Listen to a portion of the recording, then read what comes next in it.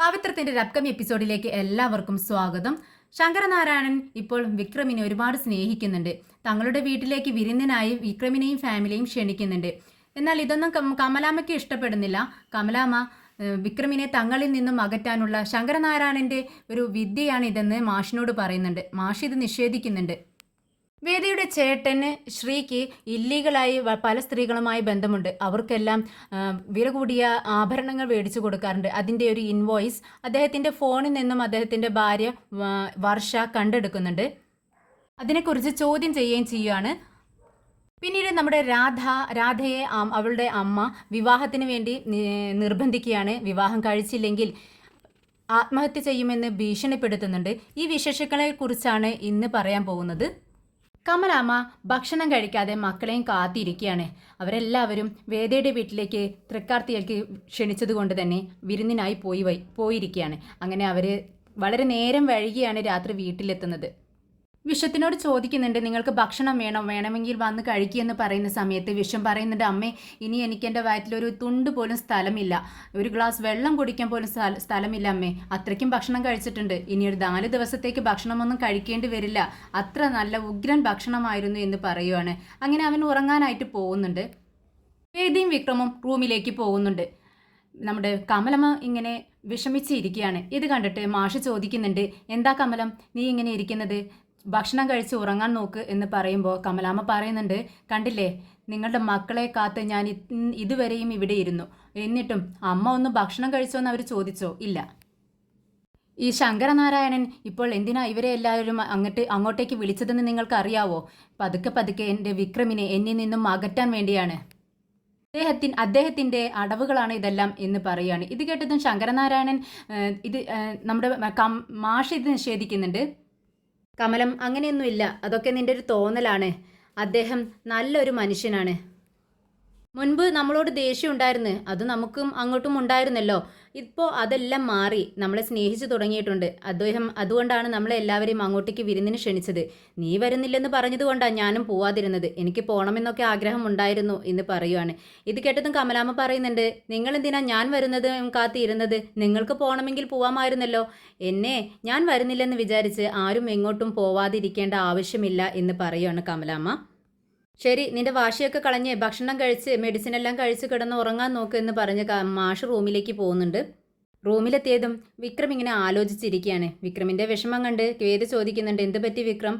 അല്ല, നീ പറഞ്ഞു അമ്മയ്ക്ക് എന്നോടുള്ള പിണക്കമൊക്കെ മാറുമെന്ന്. പക്ഷേ ഓരോ ദിവസം കൂടുന്തോറും അത് കൂടി വരികയെന്നല്ലാതെ അത് കുറഞ്ഞു വരുന്നില്ലല്ലോ വേദേ, ഇനി എന്ത് ചെയ്യുമെന്ന് ചോദിക്കുകയാണ് വിക്രം.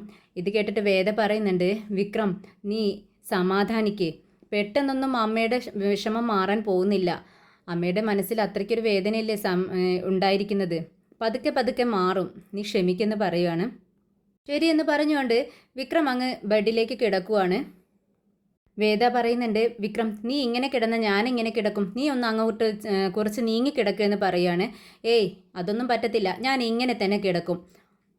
ദേ വിക്രം, എൻ്റെ കയ്യിൽ നിന്നും നീ അടി മേടിക്കും കേട്ടോ, അങ്ങ് മാറിക്കിടക്കാനാ പറഞ്ഞതെന്ന് പറഞ്ഞ് കയ്യിലേക്ക് ഒരു അടി കൊടുക്കുകയാണ് വേദ. ഇത് കണ്ടിട്ട് വിക്രം പറയുന്നുണ്ട്, വേദേ വേണ്ട, എന്നെ തൊട്ട് കളിച്ചാലുണ്ടല്ലോ നീ വിവരമറിയും. എന്നെ തൊട്ടാലേ ചോദിക്കാനും പറയാനും ഇപ്പോൾ ആളുണ്ട്. ഇത് കേട്ടതും വേദ ചോദിക്കുന്നുണ്ട്, നിന്നെ തൊട്ടാൽ ചോദിക്കാനും പറയാനും ആളുമുണ്ടെന്നോ? അതാരാ ഇപ്പോൾ പുതിയതായി വന്ന ഒരാൾ, ഞാൻ അറിയാത്ത ആൾ എന്ന് ചോദിക്കുകയാണ് വേദ. ഇത് കേട്ട് വിക്രം പറയുന്നുണ്ട്, അതെൻ്റെ ഭാര്യയുടെ അച്ഛനാണ്, എൻ്റെ അമ്മായിയപ്പൻ ശങ്കരനാരായണൻ. ഇത് കേട്ടിട്ട് വേദ പറയുന്നുണ്ട്, അത് എൻ്റെ അച്ഛനാണല്ലോ, എന്നെ കഴിഞ്ഞിട്ടേ നീയുള്ളൂ, അതായത് എൻ്റെ ഭർത്താവാണല്ലോ നീ. അപ്പോൾ അച്ഛൻ ഏറ്റവും കൂടുതൽ സ്നേഹം എന്നോടാ, അത് കഴിഞ്ഞ് നിന്നോടുണ്ടാവൂ എന്ന് പറയുവാണ്. ചുരുക്കം പറഞ്ഞാൽ അപ്പം എനിക്ക് ആരുമില്ല, എനിക്കെന്തെങ്കിലും പറ്റിയാൽ ചോദിക്കാനും പറയാനും ഒന്നും ആരുമില്ല എന്ന് പറഞ്ഞുകൊണ്ട് പിണക്കം നടിച്ച് വിക്രം അങ്ങ് അപ്പുറത്തേക്ക് ചെരിഞ്ഞു കിടക്കുവാണ്. വേദ ഇപ്പുറത്തും കിടക്കുന്നുണ്ട്. അപ്പോഴേക്കും വേദയുടെ ഫോൺ റിങ് ചെയ്യുന്നുണ്ട്. വേദ പെട്ടെന്ന് ഫോൺ എടുക്കുകയാണ്. എന്നിട്ട് പറയുന്നുണ്ട്, ഇതേ മിണ്ടാതിരിക്കേ വിക്രം, ബഹളം വെക്കരുത്, ഇത് വീട്ടിൽ നിന്നാണ് വിളിക്കുന്നതെന്ന് പറയുന്നുണ്ട്. നീ സ്പീക്കറിലിട് എന്ന് പറയാണ് വിക്രം. അങ്ങനെ വേദ സ്പീക്കറിലിട്ട് സംസാരിക്കാൻ. എന്താ അമ്മയെന്ന് ചോദിക്കുന്നുണ്ട്. അല്ല, അപ്പുറത്ത് നിന്നും മുത്തശ്ശിയാണ് സംസാരിക്കുന്നത്. മോളെ, വിക്രം ഇവിടെ വന്നപ്പോൾ എല്ലാവർക്കും നല്ല ഇഷ്ടമായി. അവൻ്റെ സംസാരവും പ്രവൃത്തിയും എല്ലാം എല്ലാവർക്കും ഒരുപാട് ഇഷ്ടമായി. അവരിവിടുന്ന് പോയതും അവനെക്കുറിച്ചും അവിടുത്തെ വീട്ടുകാരെക്കുറിച്ചും ഒക്കെ സംസാരിക്കലാണ് ഇവിടെ എല്ലാവരും ചെയ്യുന്നത്. പിന്നെ അതുകൊണ്ട് തന്നെ ആരുടെയെങ്കിലുമൊക്കെ കണ്ണ് അവൻ്റെ മേല് പറ്റിയിട്ടുണ്ടാവും. അതുകൊണ്ട് നീ അവന് ഉപ്പും മുളകും ഒഴിഞ്ഞിട് എന്ന് പറയാണ്. ഇത് കേട്ടതും പൊട്ടിച്ചിരിക്കുകയാണ് വേദ. എന്നിട്ട് പറയുന്നുണ്ട്, ഓ അവൻ പാല് കുടിക്കുന്ന കുട്ടിയല്ലേ ഇങ്ങനെ ഉപ്പും മുളകൊക്കെ ഒഴിഞ്ഞിടാൻ. അമ്മേ അതൊക്കെ പഴയ ആചാരങ്ങളാണ്, ഇപ്പോൾ അങ്ങനെയൊന്നുമില്ല, അതൊക്കെ അന്ധവിശ്വാസമാണ് എന്ന് പറയാണ് വേദ.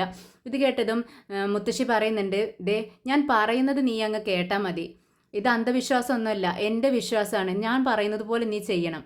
അവനക്കൊരു കുഴപ്പം ഉണ്ടാവാൻ പാടില്ല, ചിലപ്പോൾ നമ്മുടെ തന്നെ കണ്ണ് അവനക്ക് പറ്റിയേക്കും എന്ന് പറയാണ്. ശരി ശരി, മുത്തശ്ശിയുടെ നിർബന്ധമല്ലേ, ഞാൻ ചെയ്തേക്കാം. ശരി മുത്തശ്ശി, ഞങ്ങൾ കിടക്കാൻ നോക്കുകയാണ്, പിന്നെ വിളിക്കാം എന്ന് പറഞ്ഞുകൊണ്ട് കട്ട് ചെയ്യാണ് ഫോണ്. ഇത് കേട്ടിട്ട് വിക്രം ചിരിക്കുകയാണ്. എന്നിട്ട് പറയുന്നുണ്ട്, കണ്ടോ അവർക്കൊക്കെ എന്നോട് എത്ര സ്നേഹവും ബഹുമാനവും ഒക്കെ ആണെന്ന് നിനക്കറിയാവോ, നിനക്ക് തന്നെയാണ് എന്നെ ഒരു വിലയും ഇല്ലാത്തത് എന്ന് പറയാണ്.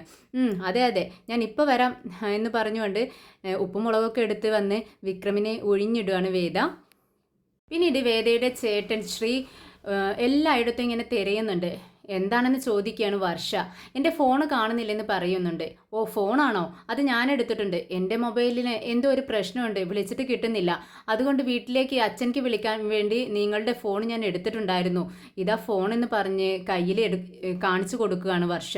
ഉടനെ തന്നെ ശ്രീ ഒന്ന് ഭയക്കുന്നുണ്ട്. എന്നിട്ടത് മേടിക്കാനായി ചെല്ലുന്ന സമയത്ത് വർഷ പറയുന്നുണ്ട്, എനിക്ക് ഒരു ഓൺലൈനിൽ ഒരു സാധനം ബുക്ക് ചെയ്യാനുണ്ട്, അതൊന്ന് ചെയ്തോട്ടെ എന്ന് പറയുന്നുണ്ട്. അങ്ങനെ ഓൺലൈനിൽ ഒന്ന് ഇങ്ങനെ സെർച്ച് ചെയ്തുകൊണ്ടിരിക്കുകയാണ്. ഇത് കാണുന്ന സമയത്ത് ശ്രീയുടെ മുഖം ഇങ്ങനെ മാറുന്നുണ്ട്, ഭയം കൊണ്ട് നിറയുന്നുണ്ട് മുഖം. പെട്ടെന്ന് വർഷ ആ ഫോൺ ഇങ്ങനെ മേലേക്ക് ഇങ്ങനെ റോൾ ചെയ്തുകൊണ്ടിരിക്കുന്ന സമയത്ത് വർഷയുടെ മുഖം മാറുന്നുണ്ട്. അപ്പോഴേക്കും വർഷ ചോദിക്കുന്നുണ്ട്, ദേ ഇത്രയും വില കൂടിയ നെക്ലസ്, വൈര നെക്ലസ് നിങ്ങൾ ആർക്ക് വേണ്ടി വാങ്ങിച്ചു? ഇതിൻ്റെ ഇൻവോയ്സ് ഇതിലുണ്ടല്ലോ, നിങ്ങൾ ആർക്ക് വേണ്ടിയിട്ടാണ് വാങ്ങിച്ചത്? ഇവിടെ 4 സ്ത്രീകളുണ്ട്, 4 ആൾക്കും നിങ്ങൾ വാങ്ങിച്ചിട്ടില്ല. അമ്മയ്ക്കോ ദീപ്തിക്കോ അവർക്കൊന്നും ഇതേവരെ നിങ്ങൾ ഒരു ആഭരണം പോലും വാങ്ങിച്ചു കൊടുത്തിട്ടില്ല. പിന്നെ എനിക്കാണ് വാങ്ങിക്കുന്നത്. ഇന്നേ വരെ ഇത്രയും അടുത്ത നാളിലൊന്നും നിങ്ങൾ എനിക്കൊരു ആഭരണം വാങ്ങിച്ചു തന്നിട്ടില്ല. പിന്നെ ഇത്രയും വില കൂടിയത് ആർക്ക് വേണ്ടിയാണ് നിങ്ങൾ വാങ്ങിച്ചത്? സത്യം പറ എന്ന് പറയുമ്പോൾ ശ്രീ പെട്ടെന്ന് പറയുന്നുണ്ട്, അത് എൻ്റെ മാനേജർക്ക് വേണ്ടി വാങ്ങിച്ചതാ എന്ന് പറയുകയാണ്. മാനേജർക്ക് വേണ്ടിയോ? മാനേജർ ഒരു ആണല്ലേ എന്ന് ചോദിക്കുന്നുണ്ട്. അതേ ആണാണ്, അദ്ദേഹത്തിൻ്റെ മകളുടെ വിവാഹമാണ്. അപ്പോൾ അതിനു വേണ്ടി അദ്ദേഹത്തിൻ്റെ കയ്യിൽ ക്യാഷ് ഉണ്ടായിരുന്നില്ല, അപ്പോൾ ഞാനത് വാങ്ങിച്ചു കൊടുത്തേ ഉള്ളൂ. എന്നാൽ ശ്രീയുടെ വാക്കുകൾ കേട്ടിട്ട് തപ്പി തടഞ്ഞാണ് ശ്രീ സംസാരിക്കുന്നത്. അത് കണ്ടപ്പോൾ തന്നെ വർഷയ്ക്ക് എന്തോ ഒരു ഡൗട്ട് ഉണ്ടെന്ന് ഇങ്ങനെ തോന്നുകയാണ്. വീണ്ടും വീണ്ടും കുത്തി കുത്തി ഓരോന്നും ഇങ്ങനെ വർഷ ചോദിക്കുന്നുണ്ട്. അവരുടെ വിവാഹം എവിടെയാണെന്ന് ചോദിക്കുകയാണ്. അപ്പോൾ പെട്ടെന്ന് ശ്രീ പറയുന്നുണ്ട്, മുഖം ആകെ മങ്ങി ആകെ വിഷമത്തോടെ നിൽക്കുകയാണ് ശ്രീ. അത് കണ്ടിട്ട് വർഷ ചോദിക്കുന്നുണ്ട്, എന്താ നിങ്ങൾക്കറിയില്ലേ അദ്ദേഹത്തിൻ്റെ മകളുടെ വിവാഹം എവിടെയാണെന്ന് നിങ്ങൾക്കറിയില്ല? ഇത് കേട്ടിട്ട് ശ്രീ പറയുന്നുണ്ട്, അല്ല വിവാഹം മുടങ്ങി വർഷേ. മുടങ്ങിയെന്നോ? അതെ, വിവാഹം മുടങ്ങി. ആ പയ്യൻ്റെ സ്വഭാവം ശരിയല്ലായിരുന്നു, അതുകൊണ്ട് വിവാഹം വേണ്ടെന്ന് വെച്ചു എന്ന് പറയാണ്. ഇത് കേട്ടിട്ടും വർഷയ്ക്ക് അത് തൃപ്തികരമായൊരു മറുപടിയായി തോന്നുന്നില്ല. എങ്കിലും എന്തായാലും വേണ്ടെന്ന് വെച്ചത് നന്നായി. സ്വഭാവം നന്നല്ല എന്നുണ്ടെങ്കിൽ ശരിയല്ല എന്നുണ്ടെങ്കിൽ ആ കുട്ടിയുടെ ജീവിതം എന്താവുമായിരുന്നു എന്നൊക്കെ ഇങ്ങനെ പറയുന്നുണ്ട്. എന്നിട്ട് ഫോൺ അങ്ങ് കൊടുക്കുകയാണ് ശ്രീയുടെ കയ്യിൽ. എന്നിട്ട് വർഷം ഇങ്ങനെ തിരിഞ്ഞു നടക്കുന്നുണ്ട്. എന്നിട്ട് വീണ്ടും ശ്രീയെ തിരിഞ്ഞു നോക്കുവാണ്.